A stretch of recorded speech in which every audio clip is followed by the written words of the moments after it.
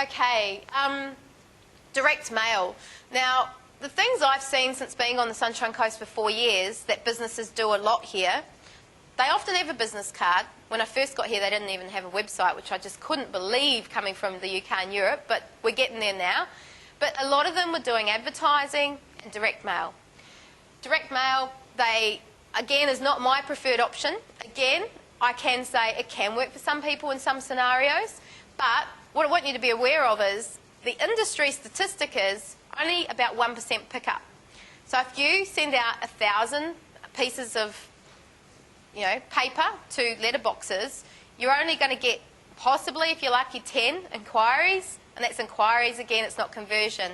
Again, I believe it's a very labour-intensive strategy because you've got to work out what it's going to look like, you've got to design the thing, you've got to copyright the thing, and you've got to distribute the thing.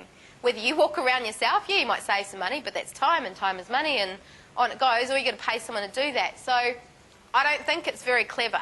It's not working smart, it's definitely working hard. All right, if you are going to do it, and this goes for advertising and most of the other things as well, the key thing is a strong call to action. If you're going to bother doing it, don't just send out something going, here's our company, this is what we do. Who cares?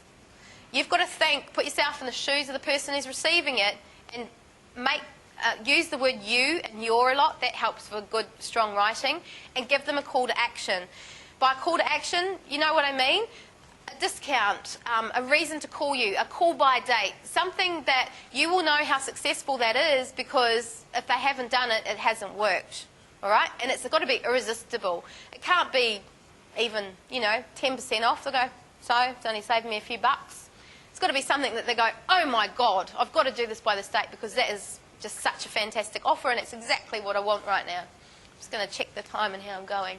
All right? Okay, people send out CDs and DVDs. I often get asked too, what about CD-ROMs? That's a bit different. Would that be, what you're talking about here, this innovative marketing stuff? Well, personally, if I get a CD-ROM, even if I really want to watch it, I'm really busy, and so are most people. And it often sits in a pile and it often doesn't get opened. And I just think that's a crying shame for the person who's gone out and designed it and recorded it and prepared it and distributed it and it sits on the top of the desk maybe or maybe goes in the bin. It's a wasteful thing. So consider it, but consider these things as well.